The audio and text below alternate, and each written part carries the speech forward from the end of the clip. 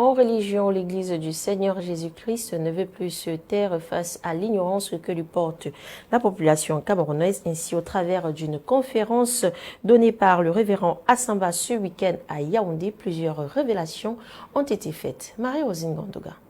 Les Camerounais ne sont pas des crevettes, comme laissait entendre l'explorateur Fernando Dopo, arrivé sur les côtes du fleuve Vouri en 1901, puisque ce peuple avait déjà une histoire. En effet, le nom du Cameroun donné par Dieu est le peuple du trône de Dieu. Dieu qui a un grand dessein pour l'Afrique en général, avait un dessein pour, comment on dit, c'est-à-dire un micro-projet qui doit impacter le macro-projet.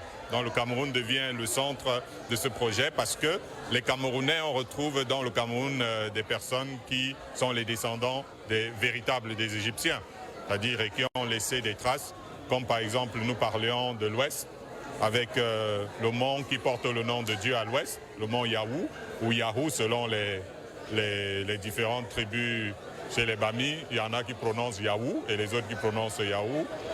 Dans le département du Noun, ça se trouve là, qui révèle selon tous les exégètes, c'est-à-dire que le témoignage du passé égyptien des gens de l'Ouest, et nous avons même montré les vraies cases traditionnelles de l'Ouest qui sont des cases aux formes de pyramides. Ainsi, le Cameroun et le peuple d'Israël ont les mêmes similitudes et tous savons qu'Israël est un peuple choisi de Dieu. Parce que les Juifs avaient eu un premier roi qui s'appelait Saül. Et tout le monde sait que, en lisant la Bible, Saül est mort à l'étranger.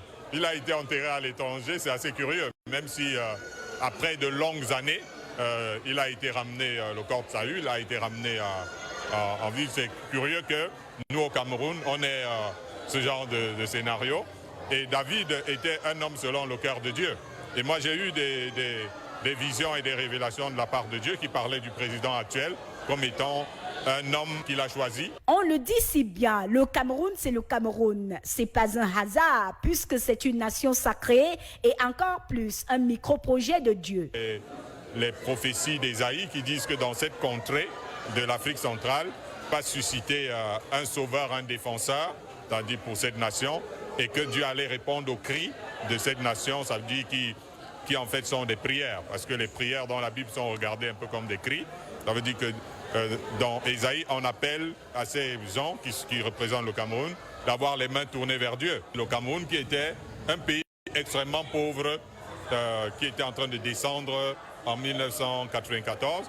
Quand on revient aujourd'hui en 2002, on se rend compte que le Cameroun fait partie des pays les plus riches d'Afrique. Revenons à la capitale Yaoundé et Jérusalem pour comprendre qu'Angola de son vrai nom, qui signifie barrière, est une capitale sacrée. Dans nos lois, on n'a pas encore accepté certaines choses.